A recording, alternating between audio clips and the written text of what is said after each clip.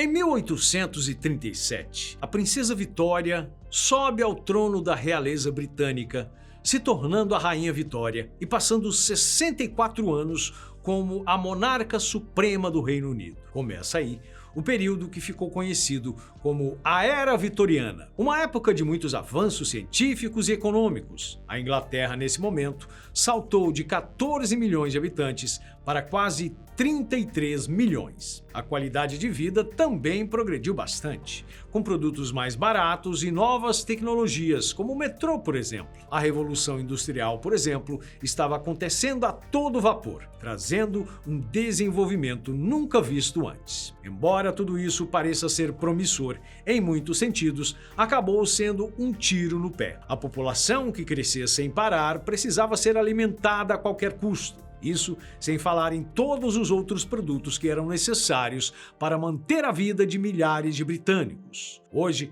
aqui na Fatos Desconhecidos, você vai entender como a necessidade e a ganância acabaram fazendo com que os ingleses vitorianos colocassem ingredientes venenosos na própria comida e em vários outros produtos essenciais para as pessoas. Meu nome é Mozart Ornelas e é um prazer muito grande estar aqui com você hoje. Então clica no like e vamos pro vídeo? Bem, primeiro de tudo, é importante ressaltar que a adulteração ou a venda de produtos falsos sempre existiu. Na Idade Média, por exemplo, um famoso golpe era aplicado em nobres na Europa. Um vendedor literalmente passava em alguma vila dizendo possuir um produto único, como uma pele de um tigre chinês ou um vinho especial feito na Grécia, e os vendia para as pessoas mais ricas da cidade. Muitas vezes, o produto na verdade não era nada daquilo que o vendedor dizia-se. Porém, quando se iniciou a era industrial, o tamanho do golpe atingiu uma escala muito maior.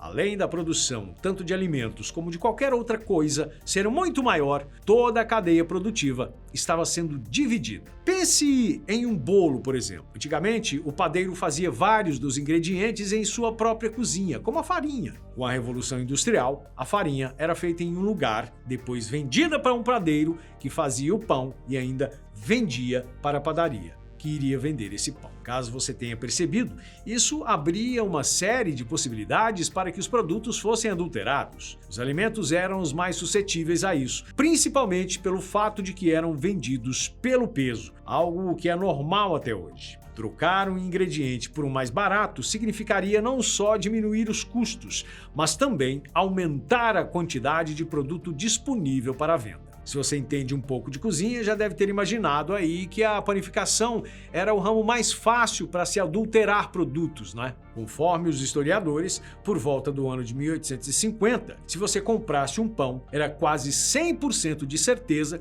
que ele teria algum tipo de ingrediente venenoso para a saúde. O principal produto para se adulterar o pão é chamado de alúmen de potássio. Hoje em dia ele é encontrado nos detergentes e outros produtos químicos, só para você ter uma ideia do nível da toxicidade desse material. Quando misturado no pão em troca de farinha, ele deixava o alimento mais branco, além de ajudar no crescimento e na sensação de sustância após ingerir. Como se a própria substância já não fosse por si só venenosa e até mesmo cancerígena, vários outros aditivos eram colocados nas receitas de pão, como por exemplo, gesso de construção. É isso mesmo. Para piorar, como se fosse possível, muitas vezes tanto o alúmen quanto outras substâncias se tornavam ainda mais tóxicas quando se misturavam na receita, fazendo o simples pão do britânico no período vitoriano um alimento mortal. Como você pode imaginar aí em casa, as consequências para a saúde da população foram terríveis. O pão era o principal alimento de milhões de britânicos. Muitos deles tinham o pão como mais da metade de sua alimentação cotidiana. No final do período vitoriano,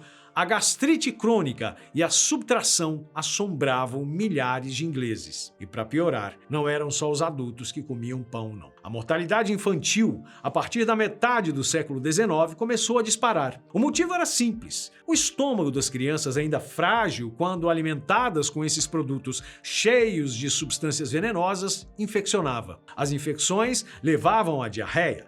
E você aí provavelmente sabe como uma dor de barriga pode ser fatal para uma criança, mesmo nos tempos de hoje. Bem, não era só por lucro que os alimentos eram adulterados, pelo menos não diretamente. O processo industrial fez surgir uma série de materiais e ingredientes bem diferentes, como por exemplo os corantes. Culturalmente falando, os ingleses vitorianos viveram um período em que a aparência da comida era muito importante. Você lembra quando eu disse que o alúmen de potássio deixava o pão mais branco? Bem, era muito importante, principalmente como uma maneira de impressionar o convidado que o pão fosse o mais branco possível. Mas essa era só uma parte da estética que era requisitada da comida. Os britânicos amavam bolos, doces e muitas outras guloseimas, especialmente quando elas eram coloridas e chamativas. Outros alimentos, principalmente condimentos, eram adulterados para que ficassem com cores mais bonitas. A substância cromato de chumbo é um corante muito famoso ainda nos dias de hoje. Ele é famoso pela sua cor amarela bem vívida. Sabe aqueles ônibus escolares americanos que vemos em filmes? Então, a base da cor da tinta que pinta esses ônibus, que ficam com um amarelo bem forte, são feitos a partir do cromato. Porém, na Inglaterra vitoriana, essa substância química e tóxica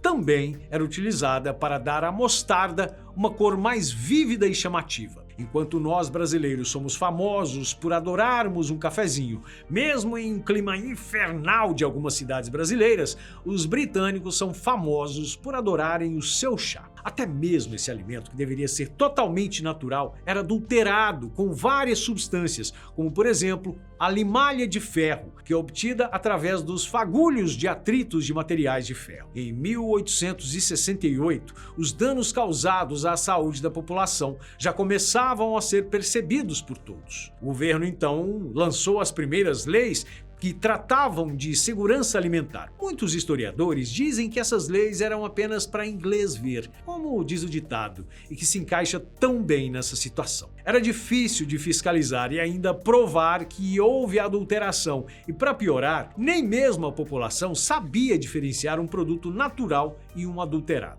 E como se todo esse fato histórico não fosse bizarro o suficiente, acontece que as adulterações também chegavam em um alimento ainda mais importante e essencial para os ingleses, principalmente para as crianças: o leite. Um alimento tão importante na vida de milhões, se não bilhões de pessoas no mundo, era tratado de uma maneira bem tóxica. No caso do líquido branco, a adição de ácido boráxico, ou bórax, como é conhecido, tinha o objetivo de prolongar a durabilidade do produto. Acontece que o bórax apenas realizava funções químicas que disfarçavam o gosto azedo que o leite tem quando passa da sua validade. Só que todos os malefícios de se tomar o leite estragado continuavam normalmente, ou seja, o leite continuava estragado, só que com um gosto palatável.